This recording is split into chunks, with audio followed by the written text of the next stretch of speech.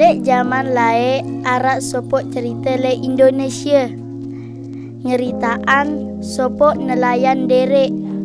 Lek sopok jelo, ia lalu tipak laut.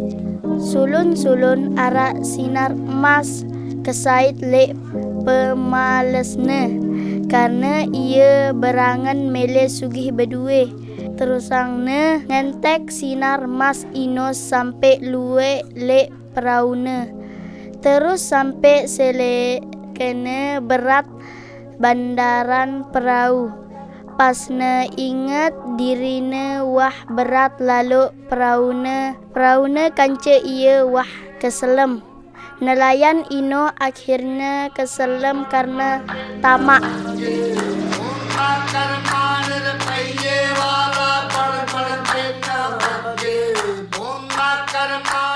It hasn't always looked like this. Sharks were once nothing but bycatch here. Then fins became money, and at the beginning of the 21st century, Indonesia was the world's leading shark producer.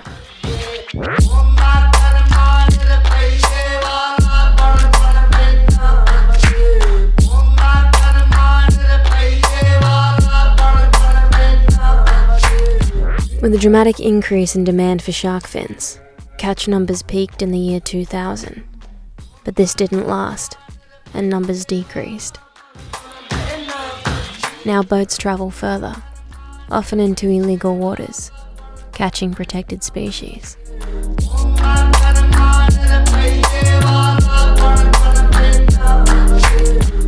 But the low income of the fishermen involved means any restrictions on what they can catch would have serious impacts on families and communities.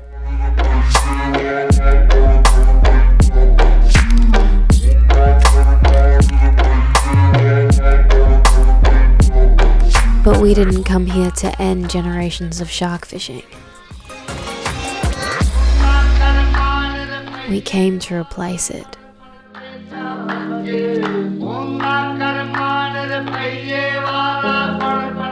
We came to offer the fishermen the one thing powerful enough to rival a multi-million-dollar shark trade.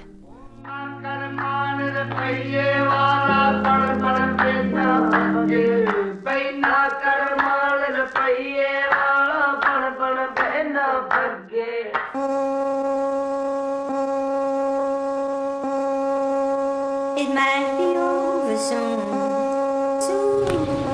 The biggest thing, if there is sharks, is just to not look sad about it. Okay. Yeah, just pretend that you're stoked and you've never seen a shark before in your life. Where you gonna look for confirmation? I've been here many times before, but today is different. We have to find a shark fisherman and ask if we can use his boat. We are accompanied by a translator. He tells us to smile and never show sadness over the sharks. If we do, they will stop us filming. It might be over soon.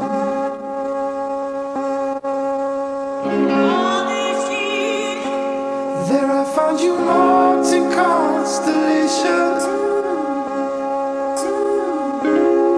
There isn't ceiling in our garden.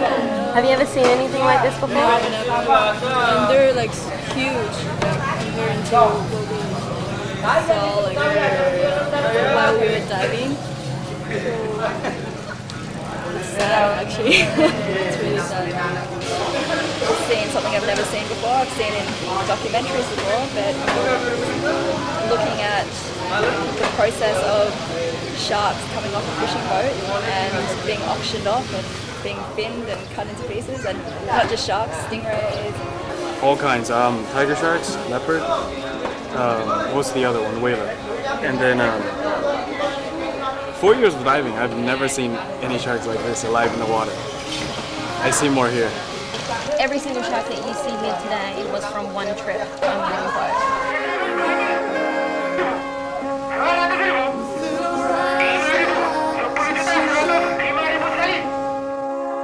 It might be over soon. We pretend to be a group of surfers. They have no idea why we are here. Team member Mark, from China, started a conversation with the captain of a boat unloading He sharks. was quite open, actually. Well, I'm sorry. Yeah. I mean, he's quite outspoken about what he does with where he fishes the sharks.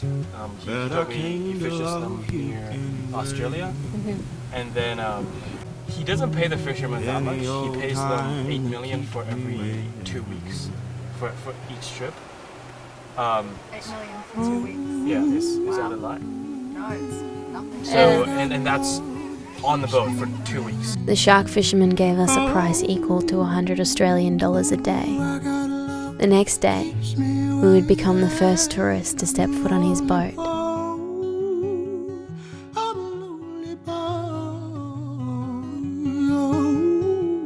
Yeah, I'm ready. So.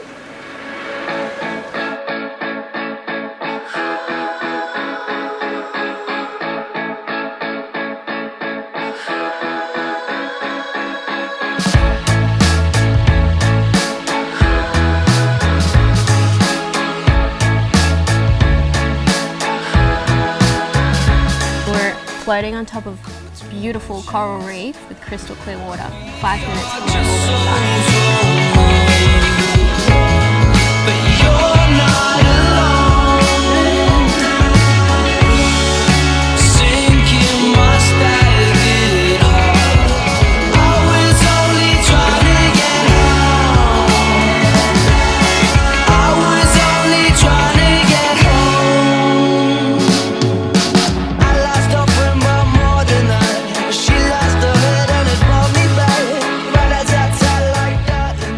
The fisherman and his brother tell me about their grandfather.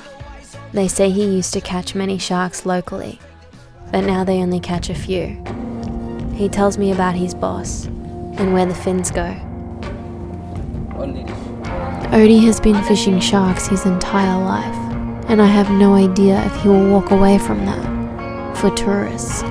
It felt like it was us against the entire shark trade.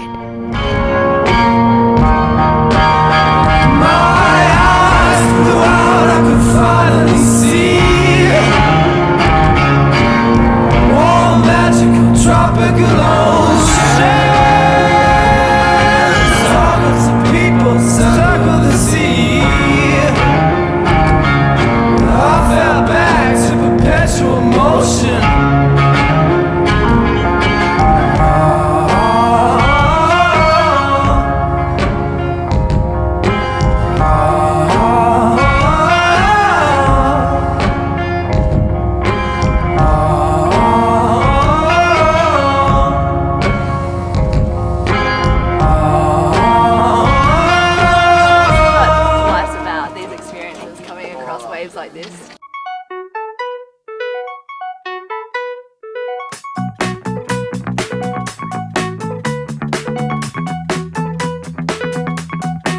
I'm coming in out to shake your head, 'cause baby we get off. It could be a real love, it's true. Oh, and everyone around don't seem that real now. I know you feel the way I do, 'cause there ain't nobody else like us out here, and there ain't nothing you can do. Oh, feel the way I feel too.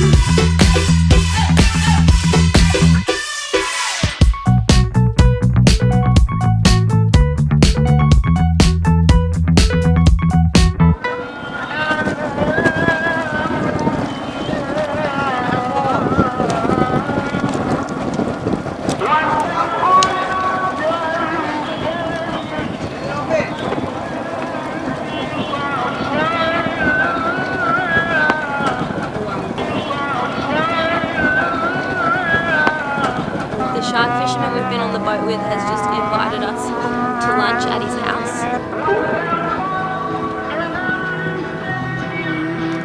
Yeah.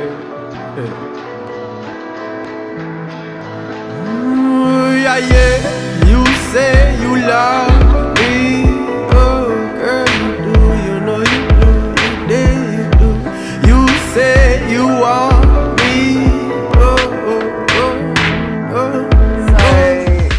actually the first time anyone's ever surfed there, and basically no visitors, no tourists, nobody has ever been around here, onto this island, into his home, onto that wave, just the local kids.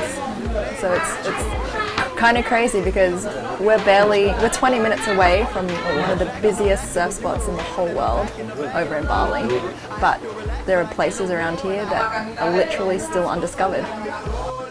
Like you said, no one's been here before. Everyone comes and attacks the fishermen, but not one person has ventured out to actually see where they live and what they rely on and how much that shark fishing actually gives them food for their family. And the wave today was so good. I'm like a beginner, but I was able to catch some waves today.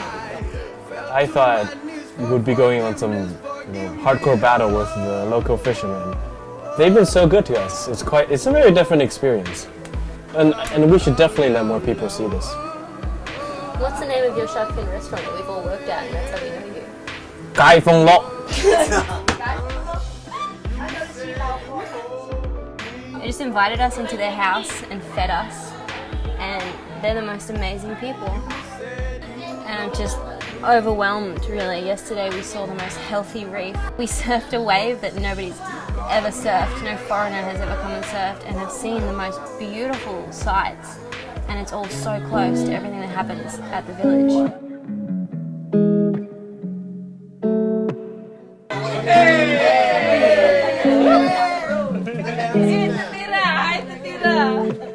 Don't you ever let them stand in your way now. Indonesia has jurisdiction over 3.1 million square kilometres of ocean, a huge span to fall at their mercy. Today it's the world's largest exporter of shark fins, feeding markets in Singapore, Hong Kong and China. I never thought I would see what we saw on this trip, that we would befriend shark fishermen so easily, or that they would embrace us. They deserve an income free from the threat of prosecution they face with each trip into foreign waters, free from the dangers of shark fishing for days at sea away from their families. And with shark populations declining, one day ending shark fishing won't be a choice. Their boat, seeing what they live in for 3 weeks in tight quarters, going to Australia, is just insane. I've never seen people more efficient at working with such loose and raw materials and traveling oceans. These people know what they're doing, and it was an honor to spend time with them. Is this something we can do again with you? To bring tourists? For the first time, it's different. We were the first tourists. First tourists. First time. You won't be able to go fishing. Is that okay? Yeah? Yes! Yes. He's stoked on tourists, and he said that he would rather work with tourists than fish sharks, that there's not much money in fishing sharks. Oh, let's go home and drink Bingtong. A small change in a seemingly endless war. But this war isn't against the men feeding their families. It's against the world's demand for their catch. A world where people don't question the origin of their food. A world where people doubt if one person or one shark fisherman can make a difference. So go and treat me like I'm different, 'cause I'ma live it like I'm different, yeah. But the world never change when you wanna change, and the people never say what you wanna say. 'Cause I've been running through this life and still can't get enough.